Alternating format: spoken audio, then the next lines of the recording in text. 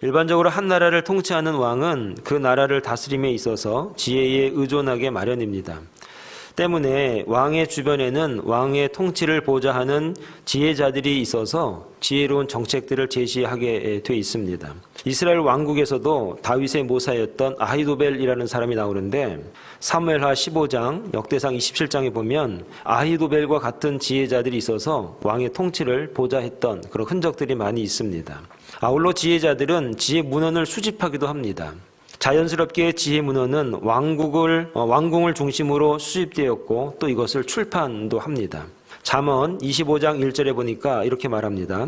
이것도 솔로몬의 잠언이요 유다 왕 히스기야의 신하들이 편찬한 것이니 라고 기록을 합니다.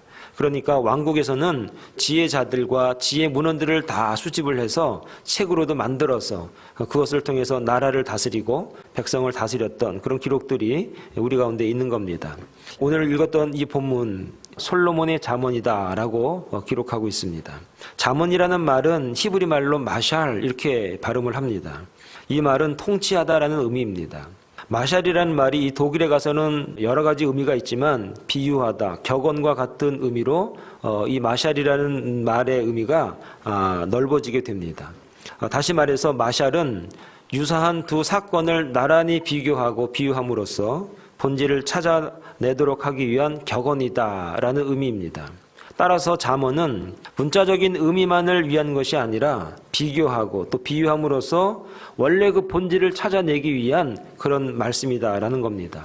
소위 말해서 하나님의 백성을 다스리기 위해 주어진 솔로몬의 잠언이라면 하나님의 백성에게 주어진 책이 잠언이고 말씀들이다라는 겁니다. 이 시대에 하나님을 믿는 저와 여러분들에게 이 잠언이 오늘 우리에게 주는 유익이 무엇이냐, 그 유익을 알므로 우리가 말씀으로 살아갈 수 있는 그런 인생들이 다 될 수 있기를 간절히 축원합니다. 첫째는 하나님을 알게 하기 위해서 잠언이란 말씀이 또 성경이란 말씀이 우리에게 주어졌다. 2절의 말씀을 다 같이 보면 이런 말씀이 있습니다. 2절 말씀을 한번 우리 다 같이 읽어봅니다. 시작. 이는 지혜와 훈계를 알게 하며 명철의 말씀을 깨닫게 하며 이렇게 기록을 합니다. 여기서 알게 하며 깨닫게 하며 라고 하는 그 원래 단어의 발음이 야다 이렇게 얘기를 합니다.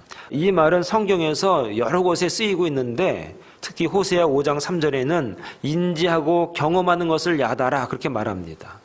호세아 5장 3절에 보니까 에브라임은 내가 알고 이스라엘은 내게 숨기지 못하나니 에브라임아 이제 내게 음행하였고 이스라엘이 더러워졌느니라. 이게 무엇이냐? 경험으로 알고 있는 그런 하나님에 관한 이야기를 말하는 겁니다. 창세기 3장 5절에 보니까 너희가 그것을 먹는 날에는 너희 눈이 밝아져 하나님과 같이 되어 선악을 구별하게 된다. 그러니까 하나님을 알고 선악을 구별할 줄 아는 지혜를 우리에게 준다 하는 겁니다. 창세기 30장 3절에도 보니까 라헬이 이르되 내 여종 비라에게로 들어가라. 그가 아들을 낳아 내 무릎에 두리니 그러면 나도 그로 말미암아 자식을 얻겠노라. 여기서 말미암아라고 하는 의미가 뭐냐? 배워서 깨닫는다는 의미입니다. 창세기 19장 5절에 보니까 결혼한 부부가 서로 아는 것 같은 그런 내용이 나옵니다. 그리고 시편 119편 79절에도 보니까 주를 경외하는 자들이 내게 돌아온다. 그러니까 아주 친밀하게 관계를 맺는 것을 안다. 그렇게 말을 하는 겁니다. 사랑하는 여러분, 오늘 잠언이 오늘 우리에게 주는 은혜가 무엇이냐? 유익이 무엇이냐? 하나님에 관해서 알고 깨닫고 그리고 배워서 구별해서 이 세상에서 하나님의 말씀의 자녀로 살아가는 그런 깨달음을 오늘 우리에게 주는 교훈이다라고 하는 겁니다. 그래서 7절에 보니까 여호와를 경외하는 것이 지식의 근본이오늘 미련한 자는 지혜와 훈계를 멸시한다라고 가르치고 있습니다. 오늘 저와 여러분들이 이 잠언에 주는 유익을 통해서 하나님을 알고 또 그분과 친밀해져서 이 땅에서 정말 주님의 자녀로 살아가는 그런 귀한 은혜가 그런 종들이 다 될 수 있기를 간절히 축원을 드리겠습니다. 두 번째는 하나님의 지혜를 받는 것이다. 3절의 말씀을 한번 다 같이 읽어봅니다. 시작. 지혜롭게 공의롭게 정의롭게 정직하게 행할 일에 대하여 훈계를 받게 하며 그럽니다. 본문을 히브리 원문을 그럼 직역하면은 지혜롭게 행할 훈계를 취하게 하기 위하여 의로움과 공의와 정직함들이라. 본문에서 지혜롭게가 먼저 나온 다음에 히브리 문법적인 특징 때문에 그 다음에 단어들이 받쳐주는 역할을 하는 겁니다. 지혜롭게, 공의롭게, 정의롭게, 정직하게라는 이야기들, 단어들이 연달아 나오지만 제일 서두에 나오는 이 지혜를 높여주기 위해서, 지혜를 보충해주기 위해서 공의롭게, 정의롭게, 정직하게 행해야만이 하나님의 지혜를 얻게 된다. 그런 의미인 겁니다. 하나님의 지혜자들은 공의롭다는 겁니다. 하나님의 지혜자들은 정의롭다는 얘기입니다. 하나님의 지혜자들은 정직하게 행할 것에 대해서 교훈을 받는다. 그런 의미입니다. 오늘 저와 여러분들이 하나님의 지혜자들입니다. 그래서 공의로워야 됩니다. 정직해야 됩니다.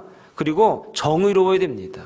이것들을 통해서 우리가 이 땅에서 하나님의 지혜자로, 하나님을 아는 자로 살아가게 되는 겁니다. 그렇다면 공의가 뭐고 정의가 뭐고 정직이 무엇인지에 관해서 우리가 구체적으로 알고 있어야 그렇게 살지 않겠습니까? 공의라고 하는 것은 공평하다 그런 뜻입니다. 하나님이 비를 고르게 내리신다 그러셨습니다. 악인에게 비를 내리지 않고 선인에게만 비를 내리는 것이 아니라 악인이나 선인이나 하나님이 비를 내리시는데 두루두루 같이 내리신다 그런 얘기입니다. 그러니까 악인이 잘 된다고 하나님이 없다. 저거 봐라. 세상에 이렇게 악해졌다. 악한 사람들이 저렇게 잘 된다. 그렇다고 하나님이 없다? 그건 아니라는 얘기입니다. 그들에게도 비를 내리십니다. 그들의 자손들이 잘 될 수도 있습니다. 하나님은 공평하신 분입니다.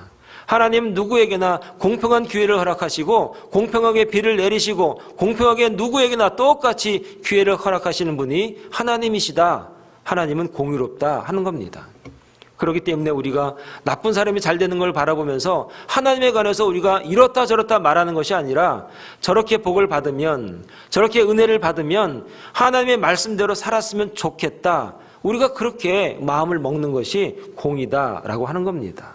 정의라고 하는 것은 불의를 보고 불의하다 말하는 것을 정의다 그렇게 말하는 겁니다. 잘못된 것을 잘못된 것이다 말하는 게 정의로운 것입니다. 여러분 자녀들이 잘못했을 때 그냥 내버려두면 어떻게 될까요? 나중에 양을 가져오고 소를 가져와도 우리가 할 말이 없는 겁니다. 미가서 3장 1절에 보니까 이런 말씀이 있습니다. 내가 또 이르노니 야곱의 우두머리들과 이스라엘 족속의 통치자들아 들으라. 정의를 아는 것이 너희의 본분이 아니냐. 자, 우두머리들아, 지도자들아, 그리고 종교 지도자들아, 정의를 아는 것이 너희의 본분이 아니냐. 왜 죄를 짓는 백성들을 그만 내버려두고 가만히 놔두고 모른 척하냐. 정의가 무엇이냐. 하나님의 말씀이 그게 아니라고 일러주고 깨우쳐주는 게 그게 정의다. 근데 왜 말 안 하느냐. 그런 얘기를 하는 겁니다. 미가 3장 9절에 보니까 야곱 족속의 우두머리들과 이스라엘 족속의 통치자들 곧 정의를 미워하고 정직한 것을 굽게 하는 자들아 원하노니 이 말을 들을지어다. 하나님의 말씀은 정의롭지 못한 이스라엘 백성들, 잘못으로 가는 이스라엘 백성들에게 분명하게 이야기해주고 분명하게 그것이 무엇이 잘못된지를 가르쳐주는 것, 그게 정의라는 얘기입니다. 가장 좋지 않은 목회자가 어떤 목회자일까요? 성도들이 바르게 가지 않을 때 모른 척 하는 거예요. 괜히 말했다가 그냥 또 시끄러워져. 그런 목회자가 제일 안 좋은 목회자예요. 가장 나쁜 성도들이 어떤 성도인지 아세요? 괜히 또 얘기해가지고 그냥 가만히 그냥 있어. 모른 척해 그냥. 그렇다고 시시 콜콜해서 따지란 얘기가 아니에요. 정말 이거는 목회자로서 하지 말아야 되는데 할 수 있어요. 그럴 때 여러분 정말 기도하셔서 정말 직원도 할 줄 알아야 돼요. 그래야 목사도 성도들을 좀 두려워할 줄 알지. 하나님을 좀 두려워할 줄 알지. 그냥 모른 척하고 지나가면 그게 평화로운 게 아니란 말이에요. 나중에 곪고 썩고 부패하고 타락하고 돌이킬 수 없고 교회는 신뢰를 잃어버리고 그렇게 사는데 무슨 설교가 힘이 있고 능력이 있겠습니까?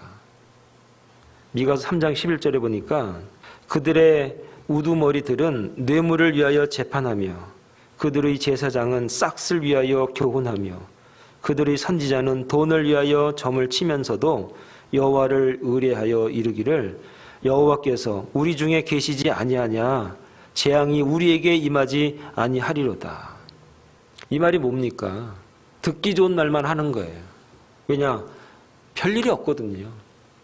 그동안에 이렇게 살아와도 특별한 일이 없거든요. 그러니까 듣기 좋은 얘기만 해주는 거예요. 원하는 점만 쳐주는 거예요. 원하는 이야기만 해주는 거예요. 이것이 10년 지나고 20년 지나고 30년이 지나니까 교회가 타락이 되고 나라가 망가지고 세상이 어려워지고 그렇게 되더라. 사랑하는 여러분, 정의로우셔야 됩니다. 불의를 바라보고 모른 척하지 마세요. 저건 틀렸다고, 저 옳은 게 아니라고. 아이들에게도 뭐가 옳은 것인지 뭐가 분명히 바른 것인지를 가르쳐줘야 돼요. 가르쳐줘야 돼요. 정의로운 자녀로 우리가 길러야 됩니다. 이것이 바로 하나님의 지혜를 받은 자들이다. 이것이 잠언이 오늘 우리에게 주는 교훈이다 라고 하는 겁니다. 세 번째, 정직이 뭡니까? 정직이라고 하는 것은 내가 손해가 돼도 남들에게 손해가 돼서는 안 되는 게 정직이에요. 나도 손해보지 않고 남들도 손해보지 않게 하는 게 그게 정직이에요. 욕심이 없는 거, 그걸 정직이라고 말하는 거예요. 그래서 한 번 정직하면 평생 편해요. 근데 한 번 정직하지 않잖아요? 평생 힘들고 불안해요. 여러분 기억하시기 바랍니다. 하나님이 아시기 때문에 그렇습니다. 그리고 여러분들이 왜 불편한가? 제가 왜 이렇게 불편한가? 하나님을 믿기 때문에 그렇습니다. 여러분 정의로우셔야 됩니다. 그래야만이 잠언의 교훈을 올바르게 깨달은 자다. 오늘 저와 여러분들이 그런 믿음과 신앙으로 승리할 수 있기를 간절히 축원을 드리겠습니다. 마지막으로 근신함을 얻기 위함이다. 우리가 4절 말씀을 한번 다 같이 읽어보겠습니다. 4절 말씀 시작. 어리석은 자를 슬기롭게 하며 젊은 자에게 지식과 근신함을 주기 위한 것이니 그랬습니다. 여기서 근신함이라고 하는 그 단어가 마짐마 이렇게 히브리 말로는 그렇게 발음을 해요. 이 뜻이 무슨 뜻이냐면 사려 깊다, 신중하다, 그다음에 용이 주도하다, 분별력이 있다 그런 뜻입니다. 그러니까 사고하는 행위나 생각할 수 있는 능력이 있는 사람을 갖다가 근신하는 사람이다 그런 얘기를 하는 거예요. 경험의 부족에서 오는 경솔함이나 미성숙함에서부터 확고하고 사려 깊은 행동을 하도록 하기 위해서 잠언이라고 하는 그 말씀이 하나님의 말씀이 오늘 우리에게 주어졌다 하는 겁니다. 그런데 오늘 4절 말씀에 보면은 공통적인 내용이 있는 단어가 있는데 어리석은 자 그리고 젊은 자 이렇게 얘기합니다. 어리석은 자를 슬기롭게 하며 젊은 자에게 지식과 근신함을 주기 위함이다. 그러니까 어리석은 자는 누구를 말하냐면 젊은 사람들을 말해요. 여러분 어리석은 자 젊은 사람들은 우리가 이렇게 대꾸적으로 나오지만 이런 사람들 생각할 때마다 우리가 마음속에 좀 뜨거움이 있어요. 그래서 가능성이 있다 이렇게 말해요. 비전 있는 사람이야. 소망이 있어. 어린 사람들이니까. 그리고 힘과 용기, 도전 이런 단어들이 생각이 나요. 근데 이런 반면에 이들에게 늘 따라다니는 그런 마음이 있는데 그게 뭐냐면 좀 불안해요. 젊고 힘 있고 용기 있는 것 같은데 좀 불안해. 그런 마음이 있어요. 그리고 좀 경솔한 것도 좀 있어요. 실수가 있고 약간 좀 모난 게 있다 이 말이에요. 그래서 이 글을 썼던 솔로몬이 8절에 뭐라고 말하냐면 내 아들아 내 아비의 훈계를 들으며 내 어미의 법을 떠나지 말라. 10절에 보니까 내 아들아 악한 자가 너를 꿰일지라도 따라가지 말라 이렇게 말하는 거예요. 불안하니까. 3장 1절에 보니까 내 아들아 나의 법을 잊어버리지 말고 내 마음으로 나의 명령을 지키라. 4장 1절에도 아들들아 아비의 훈계를 들으며 명철을 얻기에 주의하라. 5장 1절에도 내 아들아, 6장 1절에도 내 아들아, 7장 1절에도 내 아들아 그러는 겁니다. 근신함은 하나님의 법과 훈계를 떠나지 않으면 되는 겁니다. 악한 자가 꾀어도 따르지 않으면 되는 겁니다. 문제가 뭐냐면 하나님을 떠나고 악한 길을 따라가니까 그게 문제가 되는 겁니다. 여러분 성경을 쭉 읽다가 열왕기상 10장까지 보면은 하나님이 솔로몬에게 주신 축복의 내용들이 빼곡하게 기록이 되어 있습니다. 정말 10장까지 보면은 얼마나 하나님이 복을 주셨는지, 야, 복을 줘도 너무 많이 주셨다 할 정도로 하나님은 솔로몬을 그렇게 많이 복을 주셨어요. 뭐든지 다 잘 돼요.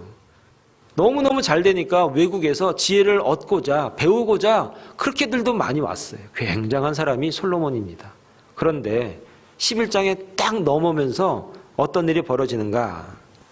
솔로몬이 하나님을 떠나고 세상을 따르는 내용이 시작이 됩니다. 그래서 이방 여인들과 결혼을 막 해요. 그렇게 되면서 어떻게 되는가? 결국 이스라엘은 북쪽, 남쪽 나눠지게 되고 고난이 다가오고 어려움이 다가오고 외세의 침입이 있고 포로로 끌려가는 역사의 시작이 11장부터 시작이 되는 거예요. 하나님을 떠나고 세상의 좋은 것을 따라가게 되니까 나라가 그 꼴이 되더라. 여러분 잠언을 읽어보시면 솔로몬이 이거를 언제 썼을까? 세상을 떠나보고 하나님을 떠나보고 세상을 쫓아가 본 다음에 그가 아마 노년에 이 글을 썼을 겁니다. 분명합니다. 다 가져보고 다 누려본 왕이 솔로몬 왕입니다. 오늘 잠언이 우리에게 더 현실감 있게 다가오는 이유가 무엇입니까? 솔로몬의 경험이기 때문입니다. 사랑하는 여러분, 그래서 오늘 잠언이 오늘 우리에게 주는 유익이 무엇입니까? 하나님을 떠나지 말아라. 세상을 쫓아가지 말아라 하는 겁니다. 그렇게 되면 나눠지고 빼앗기고 분열이 되고 그리고 포로가 되고 만다는 것을 오늘 우리에게 교훈을 하는 것입니다. 그래서 이 잠언이 오늘 우리에게 주는 유익이 무엇입니까? 하나님을 더 알아갈 수 있기를 바랍니다. 말씀을 통해서 예배를 통해서 기도하는 가운데 하나님을 더 깊이 알아갈 수 있는 저와 여러분 되기를 바랍니다. 하나님의 지혜를 받을 수 있기를 바랍니다. 공의롭고 정의롭고 정직해서 하나님의 지혜자로 이 땅에서 살아갈 수 있기를 바랍니다. 근신함으로 세상을 따라가지 마시고 늘 주님의 은혜 가운데 말씀 가운데 거하심으로 잠언이 주는 이 교훈을 통해서 우리가 이 땅에서 믿음으로 승리할 수 있는 그런 거룩한 성도들, 거룩한 종들이 다 될 수 있기를 간절히 축원을 드리겠습니다. 기도하겠습니다.